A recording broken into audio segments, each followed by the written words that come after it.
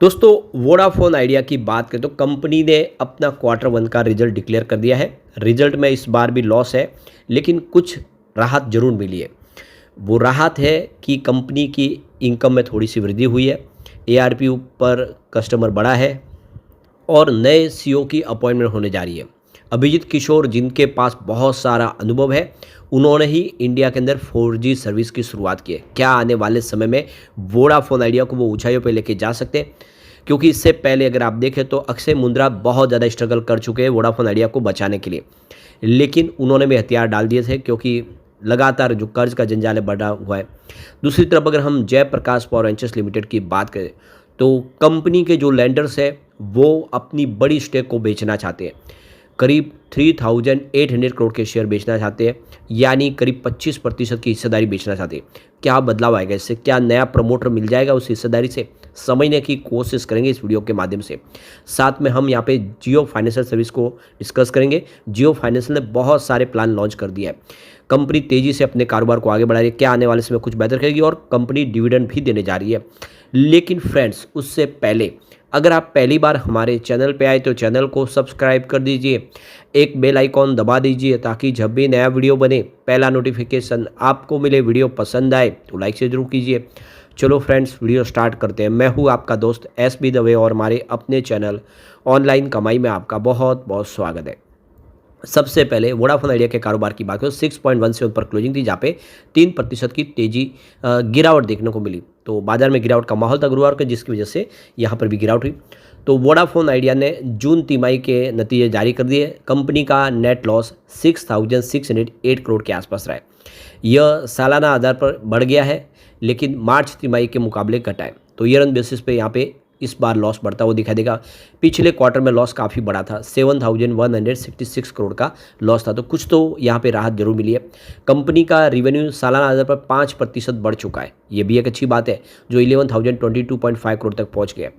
अब प्रति यूजर जो ARPU की आय है उसमें भी 15% की अच्छी खासी वृद्धि हो गई है, जो 177 पर पहुँच गया है। और कंपनी ने अभिजीत किशोर का नया CEO अपॉइंट कर लिया है। 19 अगस्त को अक्षय मुंद्रा की वो जगह लेंगे।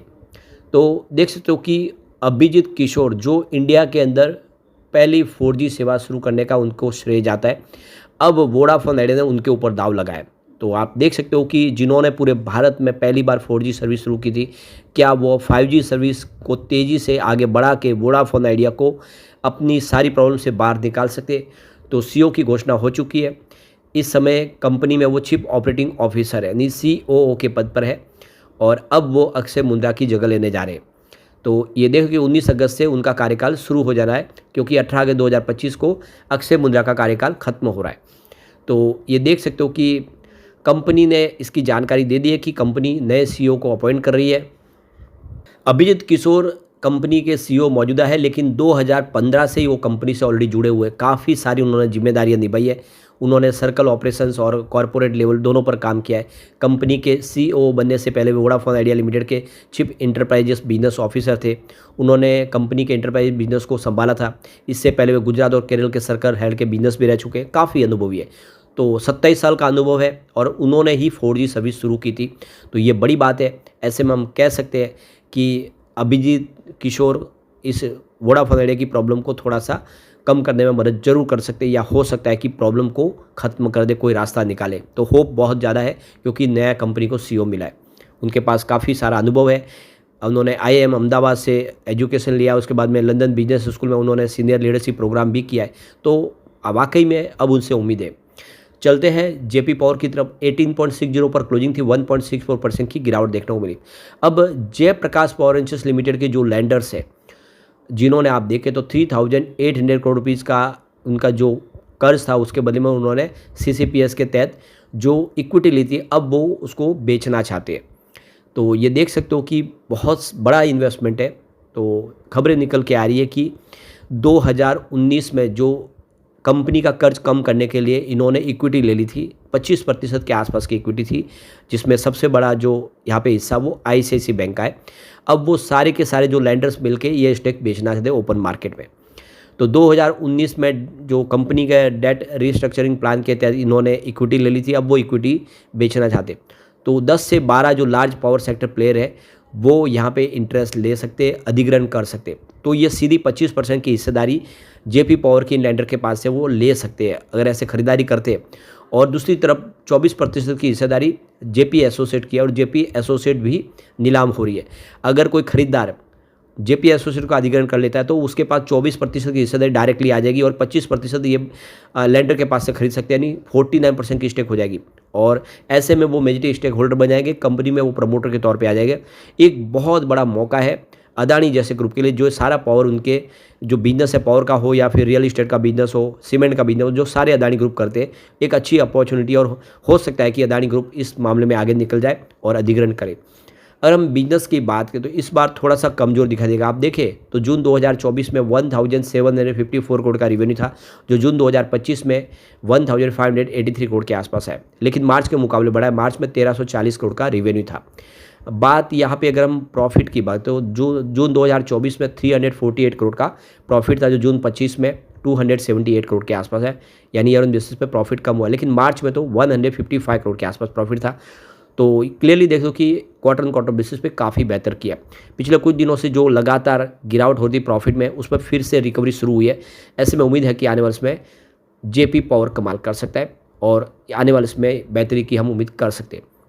चलते हैं जियो फाइनेंशियल सर्विस लिमिटेड की तरफ। 327 पर क्लोजिंग थी गुरुवार को, जहाँ पे लगभग 1% के आसपास की गिरावट देखने को मिली। अब जियो फाइनेंशियल सर्विस ने पहली बार डिविडेंड देने का ऐलान किया है। ये डीमर्जर के बाद पहली बार डिविडेंड है, जो पर शेयर 50 पैसे का कंपनी डिविडेंड देने जा रही है। इसकी रिकॉर्ड डेट थी 11 अगस्त 2025। इसका मतलब ये है कि 11 अगस्त तक जिसके अकाउंट में शेयर थे उनको ही अब डिविडेंड मिलेगा, बाकी लोगों को डिविडेंड नहीं मिलेगा। अगर आपने 11 अगस्त को भी खरीदारी की तब भी आपको डिविडेंड नहीं मिलेगा।